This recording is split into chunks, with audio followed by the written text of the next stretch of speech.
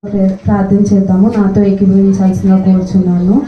Ribo shakara bande bro karaba saka cheyara kushana bando el bro karaba saka cheyara kushana bande libra karaba saka cheyara kushana bando iana mande libro karaba saka cheyara kushana bando e bro karaba saka cheyara kunda el bro karaba saka cheyara kushana bando el bro karabande libro karaba saka cheyara kushana bando libra karaba saka cheyara bronda el bro karaba saka cheyara kushana bando e bronda la karaba saka cheyara kushara bande e brande libra karaba saka cheyara kushara bando.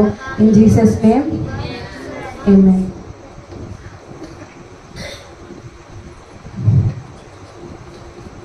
ముందుగా మనము ఈ తరంలో మనం పుట్టడానికి దేవుడు మనల్ని ఉద్దేశించి ఇక్కడ పెట్టడానికి మనం అనుకుంటే ఇప్పుడు మన ముందు ఎన్నో తరాలు వెళ్ళినాయి కదా, మీకు అందరికీ తెలిసిందే కదా, చాలా తరాలు మన ముందు వెళ్ళినాయి. చాలా తరాలు అంటే మీకు తెలిసిందే, బైబిల్ మనం చదువుకునే కొద్దీ అబ్రహాం తరం కానీ ఇస్సాక్ కానీ యాకోబు కానీ ఏదైతే 14 తరాలు ఎవరైతే ఉన్నారో వాళ్ళందరి తరాలు మనం చూసాము. కానీ పర్టికులర్గా ఇప్పుడు నేను కానీ మీరు కానీ ఇక్కడున్న ప్రతి ఒక్కరిని దేవుడు ఎందుకు అసలు మనల్ని ఈ తరంలో మనం ఉంచడానికి కారణం ఏంటి? అసలు నిజమే కదా, మనము ఈ తరంలో ఉండడానికి మనల్ని దేవుడు ఈ తరంలో ఉంచడానికి కారణం ఏంటి? అసలు మన దేని గురించి మనల్ని దేవుడు ఈ తరంలో ఉంచారు అనే దాని మీద మనం ఆలోచన చేద్దాము. ఈరోజు వాక్యం నిమిత్తము 1 రాజులు 19వ అధ్యాయము 1వ వచనము చదవలసిందిగా కోరుచున్నాను. 1 రాజులు 19వ అధ్యాయము 1వ వచనము.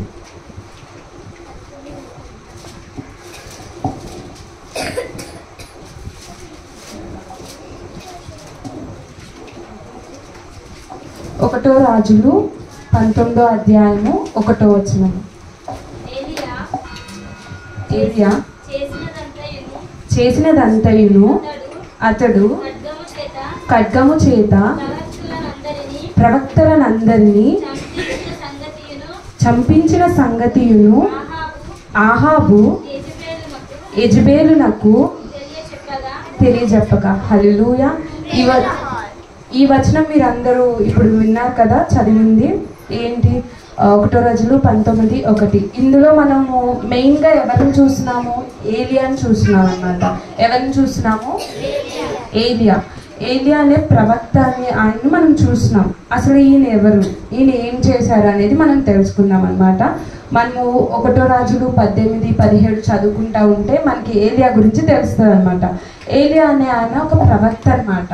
ఈయన ఏం చేశారంటే ఒకటే, ఇప్పుడు మిమ్మల్ని అయినా మీకు సండే స్కూల్లో ఏదైతే చిల్డ్రన్స్ చర్చ్లో మీకు ఎప్పుడు ఏం చెప్తాం? మీకు ఏదైనా సమస్య ఉన్నా ఏదున్నా ఏం చేయాలని చెప్తాం? యేసునామంలో ప్రార్థన చేయండి, యేసునామంలో పోవానండి అని చెప్తాం కదా మీకు. అప్పుడు మీరు ఏం చేస్తారు? ఖచ్చితంగా యేసునామాన్ని ఉపయోగించి ఏదైతే సమస్య ఉందో దాన్ని పోగొడతారు మీరు అందరూ. అదే రకంగా ఏలియా ఏం చేసేవాడంటే ఏదైనా సరే, ఎటువంటి సమస్యనైనా సరే యేసునామాన్ని ఉపయోగించి ఆయన ప్రార్థన చేసేవాడు అనమాట. ఏం చేశారు? ప్రార్థన చేసేవారు అనమాట. ప్రార్థన చేసి ఫస్ట్గా ఆయన ఏం చేశారంటే ఆయన ప్రార్థనతో అగ్ని రప్పించారు. ఎందుకు అగ్ని రప్పించారు? అలాగే ప్రార్థనతో వర్షం కానీ అనేక కరువులు వచ్చినా ఎటువంటిది ఏమొచ్చినా సరే ఏలియా గారు చేసిందల్లా ఒకటే, ఆయన ఏం చేశారు? ప్రార్థన చేశారనమాట.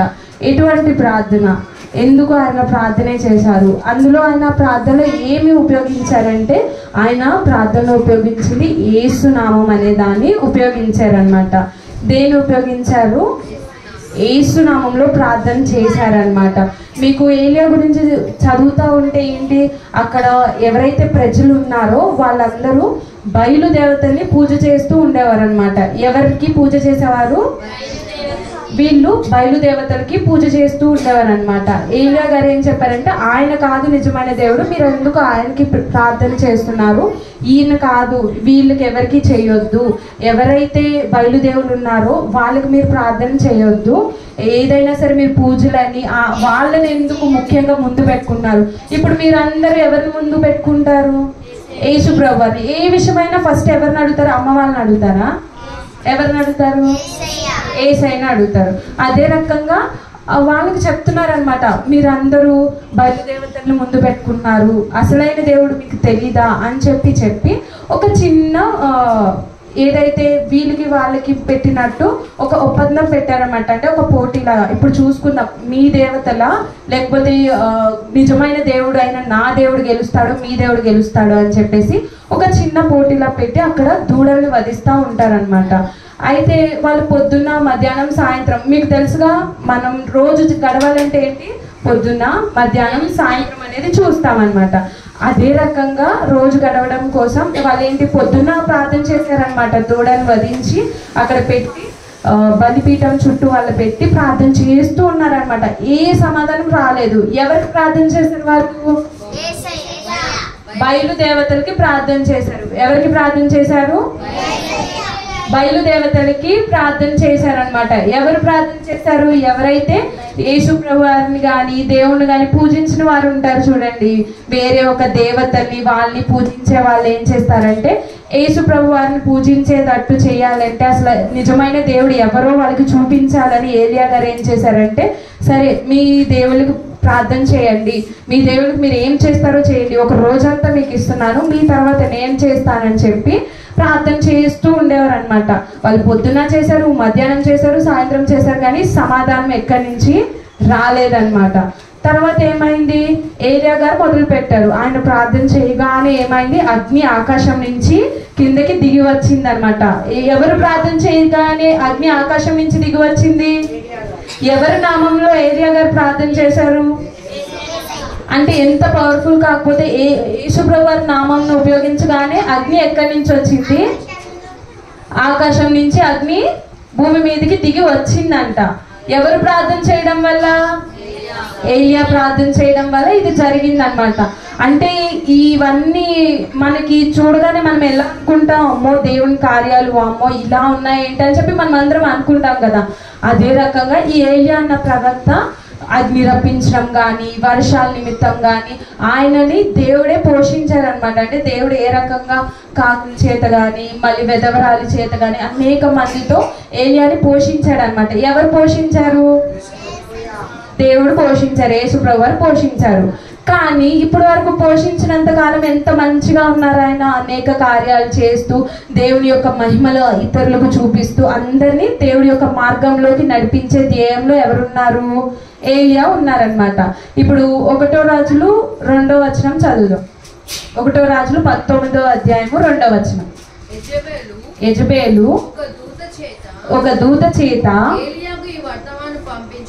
ఏలియాకు ఈ వర్తమానము పంపించెను, రేపు ఈ వేళకు నేను నీ ప్రాణమును వారిలో ఒకటి ప్రాణము వలె చేయని ఎడల దేవుడు నాకు గొప్ప అపాయము కలుగజేయను గాక.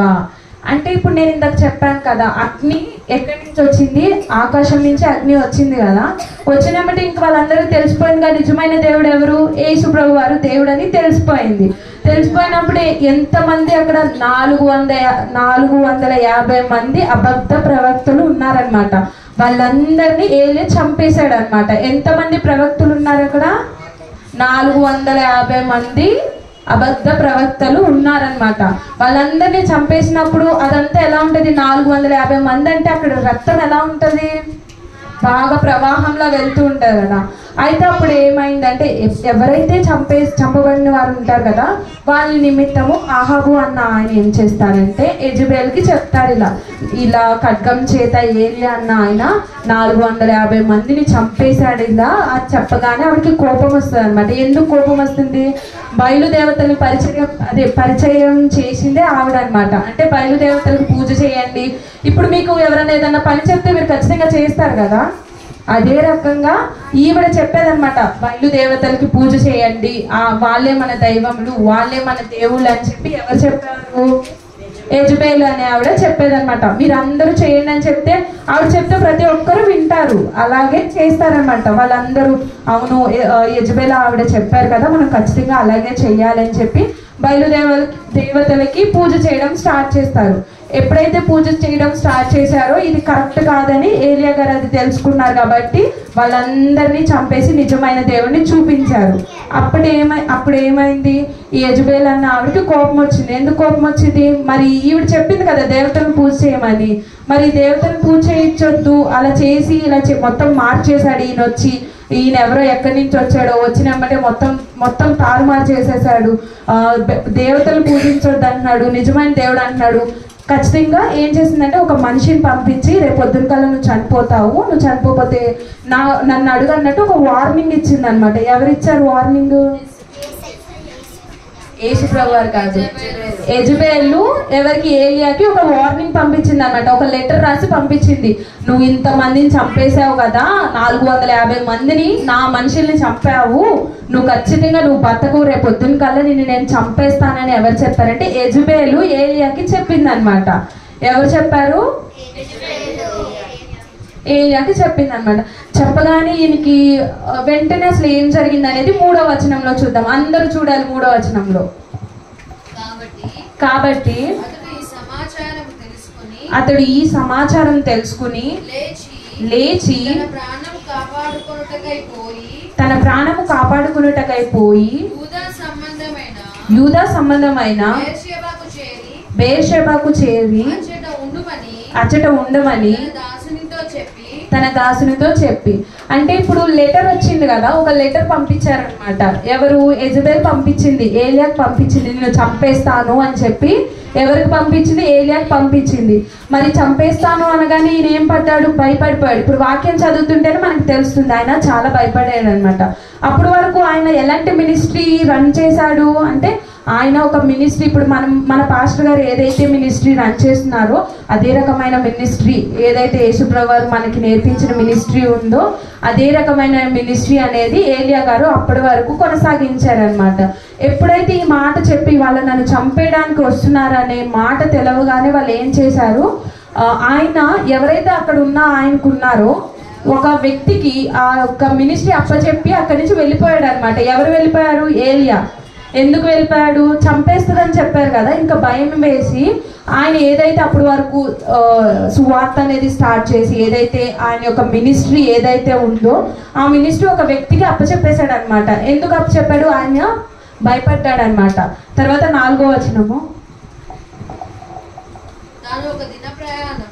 తన ఒక దిన ప్రయాణము అరణ్యంలోకి పోయి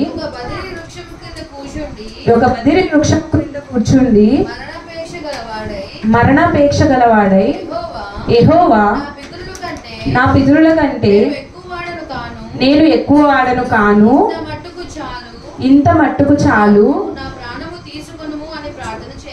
నా ప్రాణం తీసుకొను అని ప్రార్థన చేశాను. హల్లెలూయా. ఈ వచనం మీరు చూస్తే అప్పటి వరకు ఆయన ఎన్ని కార్యాలు చేశారు అనేది మీరు చూశారు కదా. అగ్ని రప్పించడం కానీ, ఇంకా ఆయన యొక్క నామంలో ఏది ప్రార్థన చేసినా వర్షం కురవడం కానీ, ఇవన్నీ అప్పటి వరకు ఈ కార్యాలు అనేవి ఒక గొప్ప కార్యాలు అనమాట. అసలు ఈయన ఎందుకు వచ్చాడు? ఆయన అసలు ఆ ప్రాంతానికి ఎందుకు వచ్చాడంటే గొప్ప మార్పు తీసుకురావడానికి దేవుడు పంపించారనమాట. ఎందుకు వచ్చారంటే గొప్ప మార్పు తీసుకురావడానికి దేవుడు పంపించారు. ఎప్పుడు గొప్ప మార్పు తీసుకురావడానికి పంపించాడంటే గొప్ప కార్యాలు చేశాడు కదా వచ్చిన తర్వాత. అగ్ని రప్పించడం కానీ, వర్షం కురిపించడం, ఇవన్నీ గొప్ప కార్యాలే కదా. ఎప్పుడైతే గొప్ప కార్యాలు చేయడం మొదలు పెట్టారో ఇవన్నీ చేసినవన్నీ పక్కన పెట్టేసి వెంటనే ప్రాణ భయం చేత ఆయన ఏమని ప్రార్థన చేస్తున్నాడంటే దేవుడికి, నా పితరులు బట్టి ఇలా చేశారు, నా ప్రాణమును తీసుకో అని చెప్పేసి ప్రార్థన చేయడం మార్చాడు అనమాట. అప్పటి వరకు ప్రార్థన ఎలా ఉంది? నీ నామం మీద నేను ప్రార్థన చేసిన, అగ్ని రప్పించు, వీళ్ళందరికీ నిజమైన దేవుడు ఎవరో తెలియాలి, వీళ్ళందరికీ నిజమైన దేవుడు తెలుసుకోవాలని చెప్పి అప్పటి వరకు ఒక రకంగా ప్రార్థన చేశాడు. ఎప్పుడైతే మరణ భయం అనేది ఆయనకు వచ్చిందో వెంటనే ఆయన ఎలా ప్రార్థన చేశారంటే మీరు చూశారు కదా, నా పితరుల కంటే నేను ఎక్కువ వాడను కాను, నా పితరుల దగ్గరికి వెళ్ళిపోయారు అనమాట. అంటే ఏంటి? పితరులు అంటే అబ్రహాము, ఇస్సాకు, వీళ్ళందరికంటే నేనేం గొప్పవాడిని కాదు దేవా అని చెప్పి ప్రార్థన చేయడం మొదలు పెట్టాడు. ఇంకా ఏ రకంగా ప్రార్థన చేశాడు? ఇంత మట్టుకు చాలును. అంటే ఇప్పుడు వరకు చేసిన గొప్ప కార్యాలు ఉన్నాయి కదా, ఆ కార్యాల వరకు చాలు, ఇంకా నేనేం చేయలేను, ఇప్పుడు వరకు నాతో చేయించావు కదా, ఇవన్నీ నాకు చాలు, ఇంకా దీనికి మించి నేను చేయను అని చెప్పి దేవుడితో ప్రార్థన చేసి ఇంకేమంటున్నాడు, నా ప్రాణము తీసుకొనుము అని ప్రార్థన చేస్తున్నాడు అనమాట. ఏమని చెప్తున్నారు, నా ప్రాణము తీసుకోమని ప్రార్థన చేస్తున్నారు. మీరెప్పుడు మీరు ఏ పని చేసినా, దేవుడు పని చేస్తున్నా సరే, ఏదైనా ఇంట్లో సమస్యలు వచ్చినా, ఏమైనా అయినా సరే ఇటువంటి ప్రార్థన మీరు ఎప్పుడూ చేయవద్దు. మిమ్మల్ని వేరే వాళ్ళతో కంపేర్ చేసుకోవద్దు. ఎందుకు చెప్తున్నానంటే, మీరు ఇప్పుడు వరకు ప్రార్థన చేస్తూ ఉంటారు, అంటే నార్మల్గా ఇలా కష్టం వచ్చింది నాకు, నేను ఏం చేయాలి, నేను చేయలేని దేవా, నన్ను తీసేసుకో, నాకు వద్దు అంటే, ఇక్కడ మీరు ఎవరిని నా ప్రాణమును తీసుకో అని చెప్పి ఏలియా దేవుణ్ణి అడుగుతున్నారు. ఏమని అడుగుతున్నారు, నా ప్రాణము తీసుకో అని చెప్పి దేవుణ్ణి అడుగుతున్నామట. అంటే ఏంటి, ఇప్పుడు దేవుణ్ణి హంతకుడిని చేద్దామన్నా? కాదు కదా. అంటే ఏంటి, ఇప్పుడు మనం కూడా అటువంటి ప్రార్థన చేయకూడదని ఈ ప్రార్థన మనకి నేర్చుకోవడానికి ఇక్కడ ఉంది కాబట్టి మీరు నేర్చుకోవాలి. ఎందుకంటే మనకు ఎన్నో సమస్యలు వచ్చినా, ఎన్ని వచ్చినా సరే మనము ఇట్లాంటి మాటలు, ఎందుకంటే మీకు తెలిసిందే కదా, జీవ మరణములు నాలిక వశము అనేది మీకు తెలుసు కాబట్టి అది మీరు గుర్తు తెచ్చుకుని ఏదైనా మాట ఎంతైనా ఏదైనా అవ్వనివ్వండి, కానీ మీరు ఇటువంటి మాటలు అయితే పలకవద్దు. ఎటువంటి మాటలు, నా ప్రాణం తీసుకో, నేను చచ్చిపోతాను, నేను చచ్చిపోతే బాగుండు, ఈ ప్లేస్లో నేను ఎందుకున్నాను, అసలు నన్ను ఎందుకు పిలిచావు, ఇట్లాంటి మాటలు ఎప్పుడైతే మీరు పలుకుతారో, మీ అందరికీ తెలిసిందే కదా, మీలో జీవము గల దేవుడు, ఈ సృష్టికర్త మీలో ఉంటున్నాడు. ఏదైతే ఈ సృష్టి, ఆకాశము, భూమి ఇవన్నీ ఎవరైతే సృజించాడో ఆ సృష్టికర్తే మీలో ఉన్నారు. మీరు మాట్లాడే మాట బయటకు వచ్చేది జీవం పోసుకుంటుంది కాబట్టి మీరు మాట్లాడే ప్రతి మాట ఆలోచించి మాట్లాడవలసిందిగా కోరుచున్నాను. అదే రకంగా 5వ వచనం కూడా 1 రాజులు 19:5వ వచనం కూడా చదవాల్సిన కోరుచు. అతడు బదిరీ వృక్షము క్రింద పరుండి నిద్రించుచుండగా ఒక దేవదూత వచ్చి అతన్ని ముట్టి నీవు లేచి భోజనం చేయమని చెప్పాను. ఇతను ఏమనుకున్నాడు, అప్పటి వరకు ప్రార్థన చేశాడు అనమాట. నా ప్రాణం తీసేసుకో, ఇంకా చాలు, ఇప్పటి వరకు గొప్ప కార్యాలు చేశాను కదా, చాలు, ఇంకా ఇంతవరకు చాలు, నాకు నా ప్రాణం తీసేసుకో అని చెప్పేసి అడిగాడు. తర్వాత ఏమైంది, అక్కడ అరణ్యం మొత్తం ప్రయాణం చేశాడు కాబట్టి ఒక దగ్గర ఒక వృక్షం కింద కూర్చున్నప్పుడు దేవదూత ఆయన దగ్గరికి వచ్చిందనమాట. ఎవరు వచ్చారు, దేవదూత వచ్చినప్పుడు ఏం జరిగింది, దేవదూత రాగానే నువ్వు ఇప్పటి వరకు అలసిపోయావు కదా, నీకు ఆహారం తిను అని చెప్పి భోజనం పెట్టగానే అక్కడ అగ్నిలో ఆయనకి రొట్టెలు అవి ఆయన భోజనం చేశాడనమాట. భోజనం చేసిన తర్వాత ఏం జరిగిందో చూద్దాం. 7వ వచనం.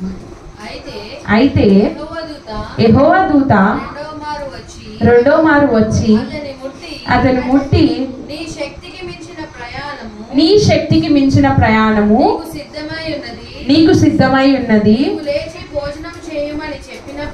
నీవు లేచి భోజనము చేయమని చెప్పినప్పుడు. ఇప్పుడు దేవుడికి ఏ రకంగా ప్రార్థన చేశాడు, నా ప్రాణం తీసేసుకో, నేను నా పితరుల కంటే ఎక్కువ కాదు, నేను చేసింది చాలు, ఇంకా నాకు వద్దని అక్కడికే లిమిట్ పెట్టేశాడు. కానీ దేవుడని వదిలేశాడా?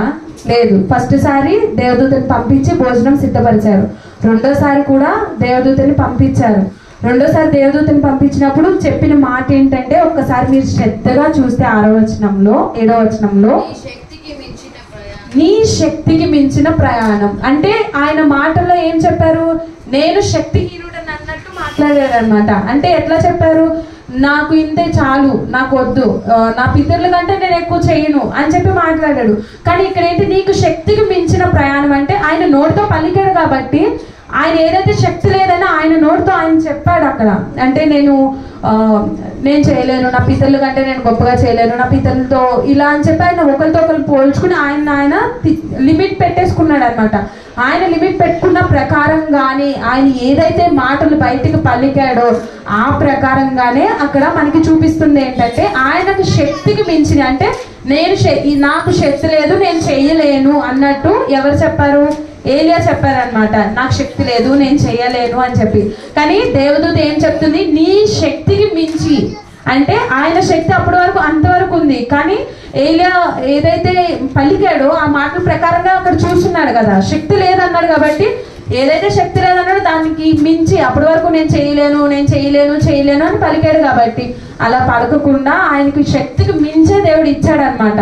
శక్తికి మించిన బలాన్ని నేను ఇస్తున్నానని చెప్పాను. 8వ వచనం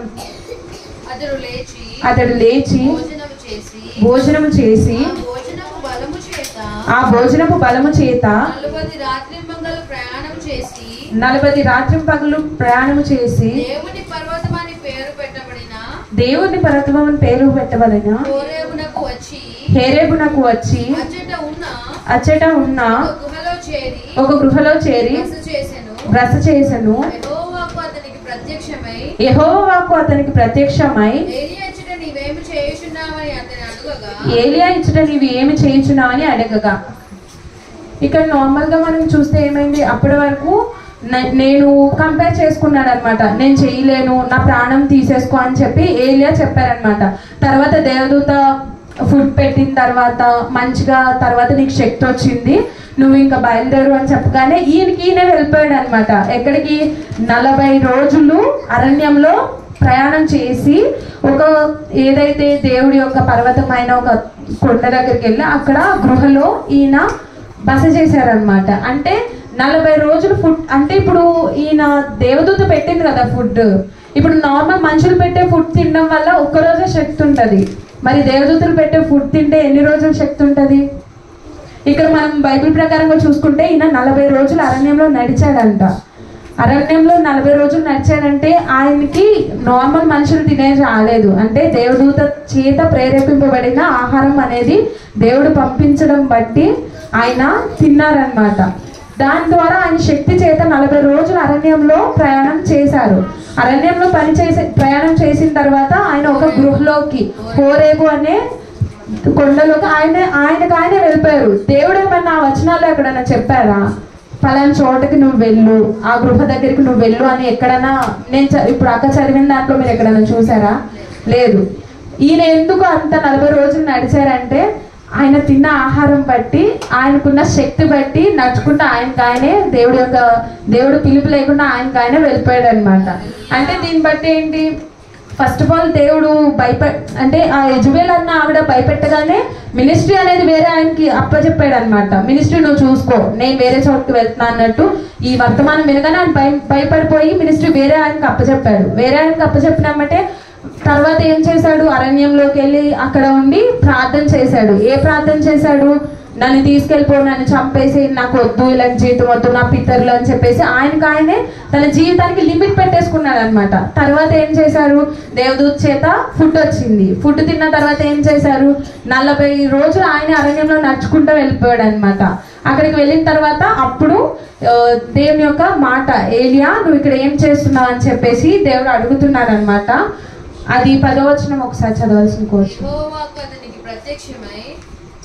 ఏలియా ఇచ్చట నీవేమి చేయుచున్నావని అతన్ని అడుగగా, అతడు ఇశ్రాయేలు వారు నీ నిబంధనను త్రోసివేసి నీ బలిపీఠములను పడగొట్టి నీ ప్రవక్తలను ఖడ్గము చేత హతము చేసిరి. సైన్యములకు అధిపతి దేవుడకు యెహోవా కొరకు మహారోషము గల వాడనై నేను ఒక్కడను మాత్రమే మిగిలి ఉండగా వారు నా ప్రాణమును కూడా తీసివేయుటకై చూచుచున్నారని మనవి చేశాను. ఇప్పుడు దీని వచనం ప్రకారంగా ఏమైందంటే ఏలియా గారు ఇంకా అక్కడే ఉన్నారనమాట. 40 రోజులు అక్కడ ఉన్నప్పుడు అడిగారనమాట, దేవుడు అడిగారు, ఆయన వాక్యం ఏమైనా వచ్చిందంటే నువ్వు ఇక్కడ ఏం చేస్తున్నావు అని చెప్పి ఎవరు అడిగారు? దేవుడు అడిగారనమాట ఏలియాని, నువ్వు అసలు ఏం చేస్తున్నావు ఇక్కడ అని చెప్పి. అంటే మీకు అక్కడే క్వశ్చన్ అర్థం అవ్వాలి. దేవుడు అడిగారంటే ఈయన సొంత నిర్ణయం బట్టే వెళ్ళిపోయిందే కదా అది. ఎందుకంటే ఇన్ని రోజులు ఆయన యేసునామాన్ని ఉపయోగించి ప్రార్థన చేసి శత్రువుల ముందు విజయులుగా ఆయన దేవుడు నాకు ఉన్నారు తోడుగా, నిజమైన దేవుడు అని నిరూపించిన ఆయన ఒక్కసారి ఫుడ్ తిన్నారు, బలం వచ్చింది, ఇంకా ముందుకి అదే విధంగా వెళ్ళిపోయాడు అనమాట. అంటే అరణ్యంలోకి వెళ్ళడం అనేది దేవుడు చెప్పాడా? లేదు. ఇంకొకటి 40 రోజులు శక్తితో వెళ్ళాడంటే దేని వల్ల వెళ్ళారు? ఫుడ్ తినడం వల్ల. ఆయన దేవుడు ప్రేరేపణ లేకుండా వెళ్ళిపోయాడు. కానీ దేవుడు అడిగింది ఏంటి? నువ్వు అసలు అక్కడ ఏం చేస్తున్నావు అని అడిగినప్పుడు ఆయన ఏం చెప్తున్నాడంటే ఇలా నీ పితరులు ఇలా చేశారని చెప్పేసి సాక్ అనేది చెప్తున్నారు మీరు చూస్తే. అంటే ఆయన ఏమడిగారు? నువ్వు ఎందుకు వచ్చావు అంటే మెయిన్ రీజన్ అడుగుతున్నారు. ఇప్పుడు మనం కూడా అంతేగా, ఏదన్నా బాధపడినప్పుడు ఎవరన్నా అమ్మ వాళ్ళు వచ్చి ఏమైంది నీకు అని చెప్తే అసలైన రీజన్ చెప్పకుండా మొత్తం వేరే వేరే రీజన్స్ తీసుకొస్తాం మనం. వాళ్ళు మనల్ని గట్టిగా అడిగే వరకు ఆ రీజన్ అనేది మనం బయటకు తీసుకురాము. అదే రకంగా దేవుడు ఈయన్ని 2 సార్లు అడుగుతాడు అనమాట. నువ్వు ఏం చేస్తున్నావు అంటే పితరులు ఇలా చేశారు, నేను ఖడ్గం చేత చంపాను ఇట్లా అని చెప్తున్నాడు. కానీ ఈయన బాధపడిన విషయం అనేది అక్కడ చెప్పట్లేదు. ఈయన ఎందుకు బాధపడ్డాడంటే ఈవిడెవరు, అసలు యెజబెల్ అన్న ఆవిడ ఎందుకు పంపించింది, లెటర్ పంపించింది. ఈయన ఈ మాట మరణ భయం పెట్టుకుని ఇలా వచ్చేసాడు. ఈ బాధ అన్నది ఇంకెలా ఉందంటే నన్ను చంపడానికి ఈవిడ వస్తుంది, అసలు ఈవిడేంటి ఇలా పంపిస్తుంది. ఈ బాధ అనేది ఆయన దేవుడితో చెప్పుకోకుండా ఆయన వేరే వేరే రీజన్స్ తీసుకొస్తున్నాడు అనమాట. అంటే ఏంటి, లేదు ప్రభా ఇది అని ఒక 2 times దేవుడు అడిగే కొద్ది అలా చెప్తాడనమాట. దేవుడు ఇంకేం చెప్తాడంటే కొండ మీదకి వెళ్ళు అని చెప్పి పర్వతం ఎక్కమని చెప్తాడనమాట. పర్వతం ఎక్కగానే ఏమవుతుందంటే ఎప్పుడైతే ఏలియా పర్వతం ఎక్కగానే 3 సార్లు ఏమవుతుందంటే పెనుగాలి వీచిద్ది అనమాట. పెనుగాలి వీచినప్పుడు గాలి గట్టిగా వీచితే మనకి బయట ఎలా ఉంటుంది, మొత్తం ఎగిరిపోయి మొత్తం అట్లా జరుగుతుంది కదా. అట్లాగా గాలి బాగా వీచింది కానీ దేవుడు మాట్లాడదు అనమాట. రెండోసారి ఏమవుతుందంటే భూకంపం వస్తుంది అనమాట. భూకంపం వచ్చినా సరే ఏమీ అవ్వదు, అంటే దేవుడు మాట వినపడదు, ఆయన మాట్లాడు. తర్వాత కూడా మళ్ళీ ఇంకోసారి కూడా మెరుపు వస్తుంది అనమాట. మెరుపు వచ్చినా కూడా దేవుడు మాట అనేది రాదు. తర్వాత ఇవన్నీ అయిపోయిన తర్వాత నిమ్మలమైన తర్వాత ఆయన యొక్క మాట వస్తుంది అనమాట. అంటే దీన్ని బట్టి మీరు ఏమనుకుంటున్నారు, పెనుగాలి వీచడం కానీ భూకంపం రావడం కానీ ఇవన్నీ చూసి దీన్ని బట్టి మీరు ఏమనుకుంటున్నారు, ఇప్పుడు మనం జస్ట్ మనుషులము, అంటే మనము దైవములనే, జస్ట్ చిన్నవి ఏమైనా జరిగితేనే మనకు కోపం వచ్చేసి నేను చర్చికి వెళ్ళను, నేను మా పాస్టర్ గారితో మాట్లాడను, నేను ఇలా ఉంటాను, నేను అలా ఉంటాను, నేను ఎందుకు మాట్లాడాలి, నేను ఎందుకు ఇలా చేయాలి, నేను ఖచ్చితంగా ఎవరితో మాట్లాడను, నా వాటికి నేను ఉంటాను, నేను ఎవరిని పట్టించుకోను, నా పని నేను చూసుకుంటాను అని. ఇది ఎందుకంటాం, మనం బాధపడినప్పుడు మనకి కోపంలో వాళ్ళు మనం పట్టించుకోకపోయినప్పుడు ఏం చేయాలో తెలియక ఇలాంటి మాటలు వస్తాయి. మరి దేవుడు మనందరినీ సృష్టించాడు కదా, మరి అనేక మంది ఆయనకి వ్యతిరేకంగా ఉండి ఆయన నామాన్ని దూషిస్తూ ఆయన పనులు ఇలా చేస్తూ ఆయన సొంత ప్రజలు ఆయన ఇలా చేస్తున్నప్పుడు ఆయనకు కోపం రాదా, వస్తుంది కదా. అదే రకంగా ఇప్పుడు మనకు కోపం వస్తేనే నేను వీళ్ళతో మాట్లాడినా వాళ్ళతో మాట్లాడినా అని అంటాము. మరి ఈయనకి కోపం వస్తే మరి ఈయన ఆ కోపం అక్కడ చూడొచ్చు మనం. ఎలా పెనుగాలు చూపించారు, భూకంపం వచ్చింది, మెరుపులు కురిపింది, ఇవన్నీ వచ్చినాయి. అంటే ఆయన సృష్టికర్త అయిన ఆయనకే మన మీద ఆయన యొక్క ప్రజలు ఇలా చేస్తున్నారు, నన్ను వ్యతిరేకంగా అనేక మంది వీళ్ళు వెళ్తున్నారు, నా ప్రజలు నా వాళ్ళు అని చెప్పి ఆయన బాధలో ఆయనకి ఇలా కోపం వచ్చి ఆయన అలా చేశారు. కానీ కోపం తగ్గిపోయిన తర్వాత ఆయన ఎలా మాట్లాడారు, నిమ్మలమై మాట్లాడతారనమాట. దీన్ని బట్టి నేను మీకు ఏం చెప్తున్నానంటే దేవుడి యొక్క మినిస్ట్రీలో మీ పని మీకు ఏది చెప్పినా సరే, ఏ పని అయినా సరే, నేను ఇప్పుడు లూకా సువార్త 1వ అధ్యాయము 17వ వచనం.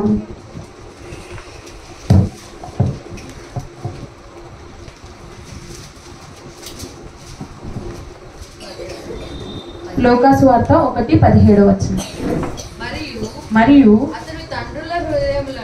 అతడు తండ్రుల హృదయమును పిల్లల తట్టునకును అవిధేయులను నీతిమంతుల జ్ఞానం అనుసరించుటకు త్రిప్పి ప్రభు కొరకు ఆయత్తపడి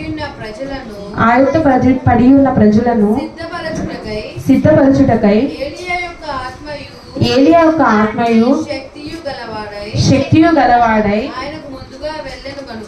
ఆయనకు ముందుగా వెళ్ళును గనుక నీకు సంతోషమును మహా ఆనందమును కలుగును. హల్లెలూయా. ఈ వచనం మీరు చూస్తే లూకా సువార్త 1:17 వచనంలో అసలు ఇది మనం ఎవరి గురించి చూస్తున్నామంటే బాప్తిసం ఇచ్చి యోహాన్ గురించి మనం చూస్తున్నాం అనమాట. అంటే బాప్తిసం ఇచ్చి యోహాన్ గారి గురించి ఆయన పుట్టక మునుపు వచ్చిన ప్రవచనం అనమాట ఇది. అంటే ఆయన మినిస్ట్రీ ఏంటంటే 2 ప్యాటర్న్స్ కలిగి ఉందనమాట. అంటే 2 స్టైల్స్లో ఉందనమాట. ఏలియాని చూసి ఆయన మినిస్ట్రీ అనేది ఎలా ఉంది అని చెప్పేసి ఈ వచనంలో మనం చూసుకుంటాం. అంటే యేసు ప్రభువు భూలోకానికి రాక మునుపు ఎవరు బాప్తిసం ఇచ్చి యోహాను యేసు ప్రభు వారి నిమిత్తము పరిచర్య స్టార్ట్ చేశారనమాట. ఎవరు యేసు ప్రభు వారి భూలోకానికి రాక మునుపు బాప్తిసం ఇచ్చి యోహాను పరిచర్య స్టార్ట్ చేస్తారని ప్రవచనాల ప్రకారంగా ముందుగానే మనం లేఖనాల్లో చూస్తున్నాం అనమాట. అంటే ఏంటి, యేసుప్రభు వారి యొక్క అంటే నిజమైన దేవుడు ఎవరు, యేసుప్రభు వారి ఏంటి అని చెప్పి దేవుడు భూలోకానికి రాకముందే మనము యోహాన్ ద్వారా చూసామని చెప్పి చెప్తున్నారు. ఇక్కడ ఏంటంటే మనము ఆ ప్లేస్లో చూసుకుంటే మనము ఈ తరంలో పుట్టిన వారము, వేరే ఒక తరంలో మనం కూడా పెట్టొచ్చు కదా దేవుడు. అసలు ఈ తరంలో మనల్ని ఎందుకు పెట్టాడు, ఈ తరంలో ఉంచడానికి ఆయన ఉద్దేశం ఏంటి అంటే, ఇప్పుడు ఆయన యోహాను అనే ఆయన పుట్టక మునిపే ప్రవచనాల ద్వారా ఆయన చెప్పాడనమాట, ఈ తరంలో ఈ పరిచర్య నిమిత్తము ఈయన అని చెప్పేసి. ఆయన పుట్టక మునిపే యేసుప్రభు వారి గురించి ప్రకటించడానికి వచ్చిన వ్యక్తి ఎవరంటే ఎవరు? యోహాను వచ్చారనమాట. తర్వాత దీంట్లో మనం ఈ వచనంలో మనం చూస్తే, మరియు అతడు అన్న ప్లేస్ లో మిమ్మల్ని పెట్టుకోండి అనమాట.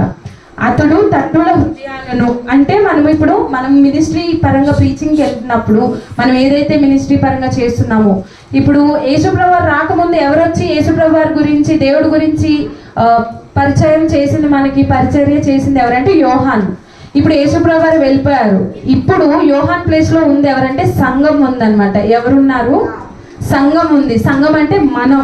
అతడు అన్న ప్లేస్ లో మనం ఉన్నామన్నమాట. అంటే దేవుడి యొక్క ఆయన యొక్క సంకల్పాన్ని, ఆయన యొక్క చిత్తాన్ని చేయడానికి సంఘం అంటే మనం ఉన్నామన్నమాట. అంటే యోహాన్ని ఏదైతే రీతిలో దేవుడు ముందుగా ప్రవచనాలు లేఖనాల ప్రకారంగా యోహాన్ని ఏదైతే దేవుడి విషయంలో ముందుగా పెట్టారో అదే రకంగా మళ్ళీ రాకడ అనేది రాబోతుంది. యేసుప్రభు వారు రాబోతున్నారు. ఏదైతే యోహాన్ ఏదైతే ముందుగా పరిచర్య నిమిత్తం పెట్టబడ్డారో అదే రకంగా రెండోసారి రాకడ జరగడం కొరకు యేసుప్రభు వారు వస్తున్నారు కదా, ఆయన నిమిత్తము మనం ఇప్పుడు పరిచర్య చేయబోతున్నాం. యోహాను ఏ రకంగా పరిచర్య చేశారో అదే రకంగా ఇప్పుడు మనందరం సంఘమై కూడుకుని ఏకంగా మనము పరిచర్య చేయబోతున్నాం అన్నమాట. అంటే ఏంటి? యోహాను అనే ఆయన దేవుడు రాకమునుపు పరిచర్య చేశారు. అదే రకంగా ఈయన మళ్ళీ యేసుప్రభు వారు మళ్ళీ తిరిగి మనకి ఏదైతే కడవరి దినాలు ఉన్నాయో ఆ దినాల్లో రాకమునుపు మనం ఇప్పుడు పరిచర్య చేస్తున్నాము. ఆయన పరిచర్యలో ఏదైతే కార్యాలు చూసామో దానికి మించి కార్యాలు మనం ఇప్పుడు చూస్తున్నాము. ఎందుకంటే అప్పుల్లో ఉన్నప్పుడు నార్మల్ ఆయనకి లేఖనాల ద్వారా పరిశుద్ధాత్మ వచ్చి జస్ట్ మాట్లాడడం ద్వారా అలా చేసాం. కానీ ఇప్పుడు మనలో ఉన్నవాడు లోకంలో ఉన్నవాడి కంటే గొప్పవాడు. ఆయన మనకి బలం ఇస్తాడన్నమాట. అంటే మనం పరిచర్య విషయాల్లో మనల్ని బలపరిచే ఆయన ఎవరు? పరిశుద్ధాత్మ దేవుడు మనలో ఉన్నాడు. మనము యేసుప్రభు వారు ఏదైతే రాకడ సమయంలో వస్తున్నారు అని మనకి తెలుసు కదా.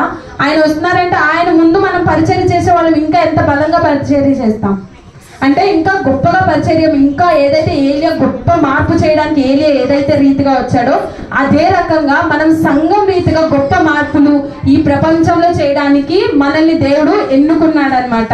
ఎవరు ఎన్నుకున్నారు? దేవుడు ఎన్నుకున్నాడు అనమాట. గొప్ప పరిష్కారం అంటే ఈ యొక్క కడవరి దినాల్లో మనల్ని పెట్టాడంటే మనం కన్ఫ్యూజ్ అవడానికి, అయ్యో రాకడ వచ్చేస్తుంది ఏం చేస్తాము అని కంగారు పడడానికి కాదు మనల్ని పెట్టింది. ఈ యొక్క తరానికి మనం ఒక పరిష్కారం అని చెప్పి దేవుళ్ళు మనల్ని ఇక్కడ పెట్టారనమాట. ఈ తరానికి మనం ఎవరు? పరిష్కారం, గొప్ప పరిష్కారం అన్నమాట. అదే విధంగా మినిస్ట్రీ కానీ మనం ఒకసారి ఏదైతే మినిస్ట్రీ మనం అడుగుపెట్టిన తర్వాత దాన్ని కానీ మనం వదిలేస్తే మనకి అన్నీ వస్తాయి అన్నమాట. అంటే ఇప్పుడు వరకు మనం ఒక వేలో వెళ్తాం, మనం ఏదైతే చేసుకుంటామో స్పిరిచువల్ లైఫ్ కానీ పర్సనల్ లైఫ్ కానీ ఇంకా ఏదైతే చర్చ్లో పనులు కానీ మన పర్సనల్ గ్రోత్ కానీ అన్నీ మనం ఒక ది బెస్ట్ ఇస్తాం అనమాట. ఏదైనా చిన్నది రాగానే మనం కొంచెం జాగ్రత్త ఉన్న టైంలో మనము అలా కానీ చేయకూడదు. ఎందుకు చేయకూడదు అంటే మనం చూసుకున్నాం, మనం ఆ టైంలో చాలా మాటలు వస్తాయి, నేను వ్యర్థము ఇలా ఇలా అని చెప్పేసి. యోబు గారిని చూస్తే ఆయనే పలికాడు ఆ మాటలన్నీ. ఆయన పలికిన మాటలు ఆయన చూశాడు. అదే రకంగా మనం ఏదైనా మాట పలికినప్పుడు మీరు ఆలోచించుకోవాల్సిందే. ఎందుకంటే జీవం గలవాడు మనలో ఉన్నాడు. మనం ఏదైతే మాట పలుకుతామో అదే బయటికి జీవం కలిగి బయట అది జరుగుతుంది. కాబట్టి మీరు ఒక్కసారి అది ఆలోచించి చేయాలి. ఎప్పుడైతే మినిస్ట్రీ మనం మిస్ అయ్యామంటే ఖచ్చితంగా మనం సఫర్ అవుతాం అనమాట. ఎప్పుడైతే మనం మినిస్ట్రీ గట్టిగా పట్టు వదలకుండా ఎన్ని వచ్చినా సరే మినిస్ట్రీ వదలకుండా ముందుకు వెళ్తే మనకి ఏం జరుగుతుందంటే ఖచ్చితంగా మనకి ఏదైతే సమస్తం చేయగలిసినవి ఉన్నాయో అవన్నీ మన గురించి ఏదైతే మనకు కావాల్సినవన్నీ మన వెనకాల ఫాలో అవుతూ మనతో వచ్చేస్తాయన్నమాట. దీన్ని బట్టి మనం ఏం చేయాలంటే ప్రీచింగ్ లో 2 టైప్స్ మనకి చూపించారనమాట. ఏంటంటే తండ్రుల అందరినీ, అంటే మనం ఈ వచనం చూసుకుంటే లూకాసు వార్త 1:17 చూసుకుంటే అంటే మెయిన్ ఉంది ఏంటంటే మనం ప్రీచింగ్ చేసేటప్పుడు మినిస్ట్రీ మనం పరంగా చూసుకున్నప్పుడు అందరినీ ఏకం చేయాలి అనే ఆలోచన మనకు ఉండాలి. అందరం ఒకటే, మనందరం ఒక కుటుంబంలా ఉన్నాం అనేది మనం ఆలోచన అనేది చేయాలన్నమాట. అదే రకంగా అందరినీ సమాధానపరచాలి. ఏం చేయాలి? సమాధాన పరచాలి. అంటే ఫస్ట్ వచ్చేటప్పటికి ఫస్ట్ 2 పాయింట్స్ నేను చెప్తున్నాను. ఫస్ట్ పాయింట్ ఏంటంటే మనము అందరం ఒకటే, మనం అందరం ఒక కుటుంబం లాగా, ఒక సంఘం అంటే ఒక కుటుంబం అనేది మనం గుర్తు చేసుకోవాలన్నమాట. ఎవరికి ఏదైనా కష్టం వచ్చినా, ఏదొచ్చినా, ఎన్ని జరుగుతున్నా, ఏమవుతున్నా మనం అక్కడ ఉన్నాం, మేము ఉన్నాం అనే భరోసా అనేది మనం వాళ్ళకి ఇస్తున్నాము. అలాగే ప్రతి ఒక్కరికి సమాధాన పరుస్తూ, ప్రతి ఒక్కరికి సమాధానం, ఎవరైనా గొడవలు పడుతున్నా, ఏదవుతున్నా సరే సమాధానం పరిచేటట్టు మనము వాళ్ళకి ముందుకు వెళ్ళేటట్టు. అదే రకంగా అవిధేయులు ఉంటారు కదా, అవిధేయులు అంటే జ్ఞానం లేని వారు, అంటే వాక్యం గురించి తెలియని వారు, దేవుడి గురించి తెలియని వాళ్ళని మనము అవిధేయులు అంటాం అనమాట. ఈ అవిధేయుల్ని మనము దేవుని వైపు తిప్పేవారిలా ఉన్నాము. అంటే ఇప్పుడు వరకు చాలా మంది మనం మనుషులు చూసే ఉంటాం కదా, డైలీ కొంతమందిని బయట కానీ అక్కడ కానీ చూస్తూ ఉంటాం. చూసినప్పుడు జరిగేది ఏంటి, అవిధేయులు అంటే ఏంటి, దేవుడి గురించి అసలు పూర్తిగా తెలియని వాళ్ళని మనం కాకపోతే ఎవరు దేవుని వైపు తిప్పేవారు ఉన్నారు. మనం తిప్పితేనే వాళ్ళకి ఏమవుతుందంటే జ్ఞానం తెలుస్తుంది. జ్ఞానం అంటే ఏంటి, దేవుని వాక్యము. దేవుని వాక్యం తెలిస్తే వాళ్ళకి ఏది కరెక్ట్, ఏది రైట్ అనేది తెలుస్తుంది. అంటే ఏంటి, జ్ఞానం వైపు వాళ్ళని మనం మళ్ళించేటట్టు మనం ఉండాలి. అంటే అవిధేయుల్ని దేవుడి వైపు తిప్పేవాళ్ళం. ఫస్ట్గా వచ్చేటప్పటికి మనం అందరం ఏకంగా ఉండాలి, అలాగే అందరికీ సమాధానం పరిచేటట్టు ఉండాలి. రెండో విధంగా వచ్చేటప్పటికి అవిధేయులు దేవుని వైపు తిప్పేవారిలో మనం ఉండాలన్నమాట. మన మినిస్ట్రీలో అంటే మనం ఏదైతే దేవుడి యొక్క పరిచర్య చేస్తున్నామో ఆ పరిచర్యలో దేవుడి వైపు తిప్పేటట్టు, అంటే వాళ్ళకి దేవుని వాక్యం గురించి, అసలు దేవుడు ఎవరు, దేవుడి జ్ఞానం అంటే ఏంటి, అవగాహన లేని వారికి అవగాహన కల్పించే వాళ్ళ మనం ఉంటామన్నమాట. అలాగే ఇప్పుడు దేవుని వైపు త్రిప్పడం అంటే ఏంటి, మార్నింగ్ లెగ్గానే వాళ్ళకి అంటే వాక్యం చెప్పేసి ప్రార్థన చేసేసి అలా అని కాదు. వాళ్ళ సమస్యల్లో ఉన్నప్పుడు, వాళ్ళు శోధనలో అలా బాధల్లో ఉన్న టైంలో మనము వాళ్ళని వాక్యం వైపు తిప్పేటట్టు, అంటే వాక్యాలు చూపించి వాక్యం అనేది మనకి దారి ఉందని చెప్పేసి వాళ్ళని తీసుకెళ్లే వాళ్ళలో మనం ఉండాలి. అంటే మనం ఇప్పుడు మీకు అర్థమై ఉంటుంది, మనము అసలు ఈ తరంలో పుట్టడానికి, ఏదైతే ఈ తరంలో దేవుడు మనం ఉంచడానికి కారణం ఏంటంటే మనమే ఈ తరం వాళ్ళకి పరిష్కారం అనమాట. గొప్ప పరిష్కారము, అలాగే గొప్ప మార్పు తెచ్చే వాళ్ళ మనల్ని దేవుడు ఉంచారు. అప్పటి వరకు యోహాన్ చేసిన పరిచర్య కానీ, ఏలియా చేసే పరిచర్య కానీ దేవుడితో ప్రార్థన చేసిన ద్వారా వాళ్ళకి ప్రతి ఒక్కటి సమాధానం కానీ అన్ని కలిగాయి. కానీ ఇప్పుడు మనం చేసే పరిచర్యలో ఏంటంటే గొప్పవాడు మనలో ఉన్నాడు, మనం బలిపరుస్తూ ప్రతి ఒక్క దానికి ముందుకు వెళ్ళేటట్టు వాళ్ళని చేసేటట్టు ఉన్నారు. కాబట్టి మీకు నేను చెప్తుంది ఏంటంటే, ఏదైతే మినిస్ట్రీ వర్క్లో మనకి ఏదైతే మినిస్ట్రీ అప్పచెప్పింది ఉందో దాన్ని బట్టి ముందుకు మనం వెళ్ళాలి. ఏదైనా సరే, ఏది వచ్చినా సరే, చాలా మంది ఏమంటారు, మినిస్ట్రీ విషయంలో కానీ, ఇంటి పని విషయంలో కానీ, అలసిపోయాను, నేను చేయలేను, చాలా అలసిపోయాను అని చెప్తారు. అంటే అలసిపోయా అంటే మనము ఇప్పుడు ఇప్పుడు ఈయన ఉన్నాడు అరణ్యంలో 40 రోజులు ఏలియా నడిచాడు అనమాట. ఎందుకు నడిచాడు, ఆయన అనుకుని ఆయన నడిచాడు. అంటే ఆయన తలంపు బట్టి ఆయన వెళ్ళిపోయాడు. 40 రోజులు నడిచిన దాని ప్రకారంగా చూస్తే ఆయన చిత్తంగా ఆయన వెళ్ళిపోయాడు అనమాట. ఇప్పుడు మనం కూడా మినిస్ట్రీ విషయంలో మనకి పాస్టర్ గారు ఏదైతే చెప్తున్నారో, ఇప్పుడు రీచ్ అవుట్ వరల్డ్ డే ఉంది, దాంట్లో 14 మంది కమిటీ మెంబర్స్ మనకు పెట్టారు, కమిటీ లీడర్స్. ఇప్పుడు మిమ్మల్ని ఒక్కళ్ళే పట్టుకుని మీరే చేసేయండి అని చెప్తే మీకు కష్టంగా అనిపిస్తుంది. కాకపోతే ఇప్పుడు ఎందుకు వీళ్ళు నియమించారు, మీకు దారి అనేది సులువుగా చూపించడానికి, అలాగే మీరు సిద్ధపడి ఇద్దరిని సిద్ధింప చేయడానికి 14 మంది కమిటీ మెంబర్స్ని పెట్టారు. అదే రకంగా దేవుడు చెప్పింది చేస్తే మనకి ఇంకా శక్తి పూనుకుంటాం అనమాట, ఇంకా చేయాలనే తపన పెరుగుతుంది. అలాగే నేను ఎట్నుంచి చేయాలి, ఇంకా ఎలా చేయాలనేది మనము ఒకటి పాస్టర్ గారి ద్వారా తెలుసుకుంటాము. దాని తర్వాత మనము వాక్యం చదువుతూ ఉంటే పాస్టర్ గారు ఏదైతే చెప్పారో దాన్ని బట్టి మనము దాని మీద పెట్టిన తర్వాత వాక్యం చదివినప్పుడు దేవుడు మనకి చాలా ఆలోచనలు ప్రేరేపింప చేస్తాడనమాట. దాని ద్వారా మనం ముందుకు వెళ్తాము. అదే రకంగా మనం ఏదైతే ప్రార్థన ద్వారా ముందుకు వెళ్తున్నామో మినిస్ట్రీ పరంగా మనము అలసిపోమన్నమాట. ఎప్పుడైతే మీరు ఒకటే గుర్తుపెట్టుకొని, మీరు అలసిపోతున్నాం అనే డైలాగ్ మీ నుంచి వస్తుందంటే మీరు దేవుడి పని చేయట్లేదన్నమాట, మీ సొంత పనులు మీరు చేసుకుంటున్నారు.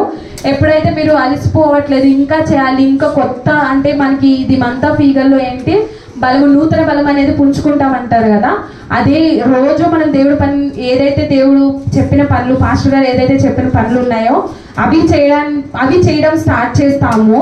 చేయగానే మనం రోజు రోజుకి కొత్తగా ఇంకా ఏం చేయాలి, కొత్త శక్తి అనేది పుంజుకుంటూ నూతన బలం అనేది మనకి యాడ్ అవుతూ మనం ముందుకు ఇంకా చెప్పాలి, చేయాలి అని వెళ్తాం తప్ప ఎప్పుడు నేను అలసిపోయాను, నేను చెయ్యలేను అనే మాటలు రావు. మీరు మళ్ళీ గుర్తు తెచ్చుకోండి. ఏమంటున్నా అంటే మీరు ఏదన్నా పనుల్లో అలిసిపోయాము అంటే అది మీ యొక్క సొంత నిర్ణయము. మనకి పాస్టర్ గారు చెప్పిన తర్వాత దేవుడు మనం ఏదైతే జ్ఞానం, మనం వాక్యమే మన జ్ఞానం కాబట్టి వాక్యాన్ని మనం ఎప్పుడూ చదువుతూ ఉండే కొద్దీ మనం దేంట్లోనూ అలిసిపోము. ప్లస్ మనకి నూతన బలం అనేది రోజు రోజుకి ఇంకా చేయాలి అనే కసి అనేది మనలో ఉన్న పరిశుద్ధాత్ముడు మనకి పెడతాడు. ఆయన మనల్ని ఉత్తుగా అలా అంటే నార్మల్గా మీరు అలా ఉండనని ఏ రోజు ఉంచడు. ఎందుకంటే ప్రతిరోజు మీకు కొత్త ఆలోచనలు అనేది పెడతారనమాట. ఆయన ఈ రోజు ఇలా చేయండి, వాళ్ళకి సువార్త చెప్పండి, వీళ్ళకి సువార్త చెప్పండి అని. ఏదైతే మనకి ఇప్పుడు రీచ్ అవుట్ వరల్డ్ డే ఉంది కదా, ఇది మన ఒక సమయము. ఏదైతే ఇప్పుడు మనం నేర్చుకున్నది ఏంటంటే యోహాన్ కానీ ఏలియా కానీ దేవుడు రాకముందు వాళ్ళు వచ్చి ఈ పనులు చేశారు. దేవుడు వచ్చి వెళ్ళిపోయిన తర్వాత ఇప్పుడున్న ఎన్నుకున్న సంఘము తరము మనం కాబట్టి మనం ఇంకా గొప్ప మార్పు తీసుకురావడానికి మనమే పరిష్కారమై ముందుకు వెళ్తున్నాం. కాబట్టి రీచ్ అవుట్ వరల్డ్ డేని ఎవరు మిస్ చేసుకోవద్దు. ఎందుకు చెప్తున్నానంటే ఇది వాళ్ళే అంత గొప్ప కార్యాలు చేసినప్పుడు ఆయన ఎవరైతే బలవంతుడైన ఆయన మనలోనే ఉన్నారు కాబట్టి మనం ఇంకా కార్యాలు చెయ్యబోతున్నాం రీచ్ అవుట్ వరల్డ్ డేలో. మీరు ఎవరు మిమ్మల్ని మీరు అనుకోవద్దు మేము అలసిపోతామో, మేము చేయగలమా, మేము చేయలేమా. ఇవన్నీ జస్ట్ మనకు వచ్చే ప్రేరేపణలు వాటిని పక్కకు తోసేయండి. దేవుడు మనకి వెనకాల నుండి మనకి చెప్తున్నారు. ఈ వాక్యం దేవుడు దీవించినాక. Thank you pastor sir for this opportunity.